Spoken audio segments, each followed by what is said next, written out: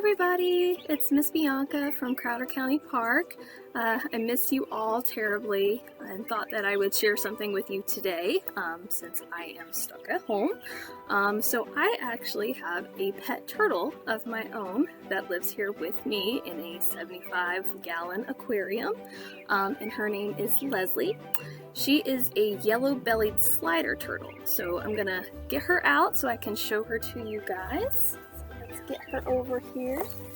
You can say hello to Miss Leslie. So, like I said, Leslie is a yellow-bellied slider. She is about 6 years old, but she can live to be about 45, 40, especially in captivity. And since she is a girl, she is very, very big. So I got Leslie when she was about 3 years old from a family who couldn't keep her anymore because she did get so big. Turtles start off very, very small when they're born, almost the size of a penny. And if you don't know the species or anything like that, it's very hard to anticipate how big they're going to get and that sort of thing. So she got a little too big, and so she came to live with me. She is also missing one of her back feet. But that does not seem to hinder her very much, especially in her aquarium that she has now. She gets around just fine. So yeah, she is a yellow-bellied slider.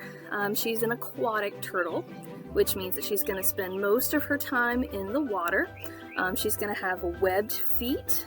I don't know if you can see those here. Those big webbed feet that are going to help her be able to swim around quite fast, actually. The rumor of turtles being slow is just a rumor. When they're in the water, they can swim quite fast. And one identifying thing with sliders, or yellow-bellied sliders, is going to be this yellow strip right behind the eye. If you see that, you most likely are looking at a yellow belly. As they get older, that stripe does tend to fade, which makes it a little bit harder to identify. But for the most part, if you can see that, you know that you're looking at a slider. So like I said, sliders are going to be aquatic turtles. So one thing about turtles is that a lot of people assume that they can just completely get inside of their shell. I don't know if you can kind of see here, but you can see that she can pull back somewhat into her shell, but she can't completely close up inside of it.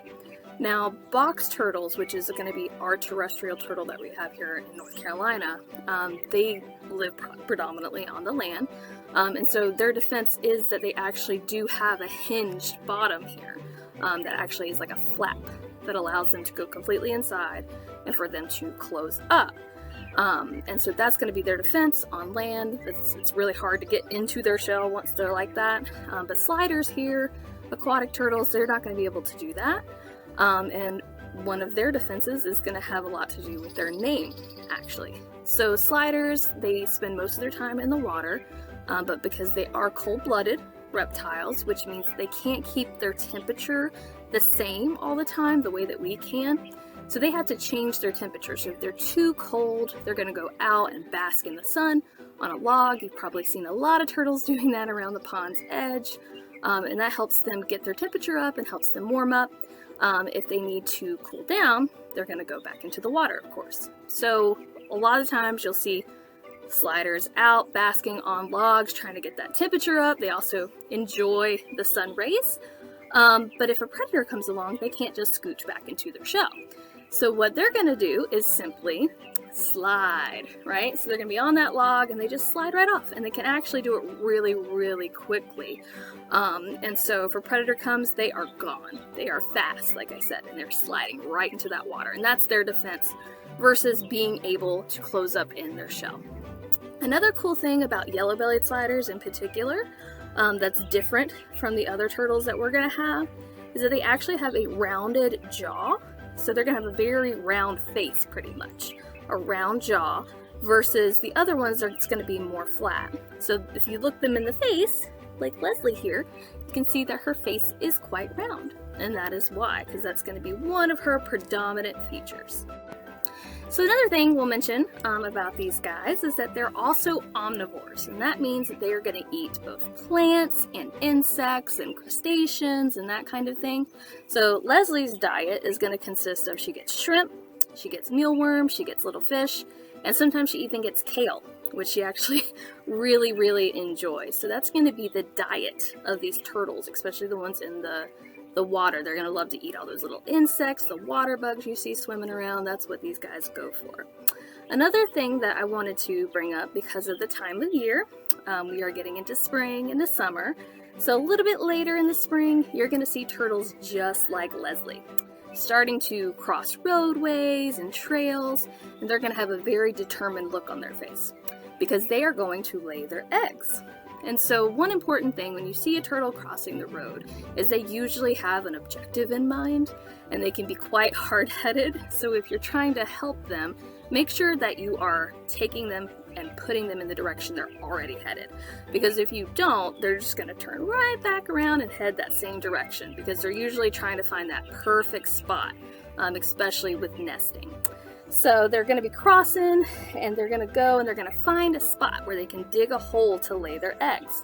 And as I mentioned earlier, Leslie has these huge back webbed feet, right? And also she's going to have these giant claws. So when Leslie goes, well, not Leslie, but when female turtles go, they're going to find a spot and they're going to back up into it, and they're going to use those back claws to dig a hole so they can lay their eggs. Another cool thing that they do is they actually will hold water inside of their tails. And when they get to the perfect nesting location, they actually, if the ground's too tough for them to actually break through, they'll release the water onto the ground to dampen it and to make it easier for them to dig. And so then they'll lay their eggs and bury them. And then sometimes the eggs actually overwinter in the nest until the next season. But then summertime comes, we start getting all those little baby turtles roaming around. So that's another thing to be aware of. Like I said earlier, they can be as small as the size of a penny. So tiny.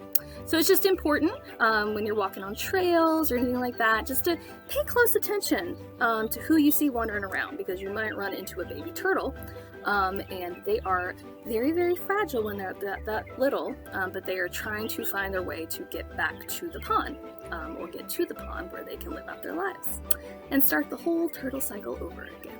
So that was a little bit about Leslie and about sliders. Just wanted to share that with you, and I hope you all are doing well. Say bye, Leslie.